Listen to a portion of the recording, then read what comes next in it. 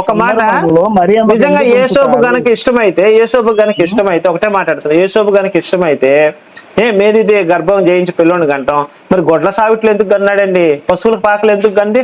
మరి ఇంట్లో ఎందుకు డెలివరీ కాలేదు? అది చెప్పండి ముందర.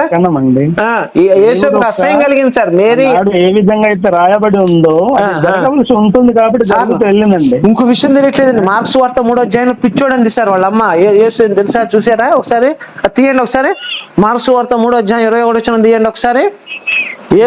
యేసుని వాళ్ళమ్మ పిచ్చోడంది సార్. మార్క్స్ వార్త సార్ మీరు మార్క్స్ వార్త 3వ అధ్యాయంలో మనము బయట వెళ్ళిపోకూడదు. లేదండి, మేరీ పతివ్రత కాదండి ఎప్పటికీ కూడా. గురించి మాట్లాడుతున్నాం కనుక మరియమ్మ గురించి మాట్లాడతాం. నాకు టాపిక్ జంప్ వెళ్ళడానికి నాకు ఇష్టం ఉండదు సార్. ఆమె పతివ్రత మీరు నిరూపించండి సార్. నేనైతే నా అబ్జెక్షన్ ఏంటంటే పరిశుద్ధాత్ముడితో గర్భం చేయించుకుంది కాబట్టి ఆమె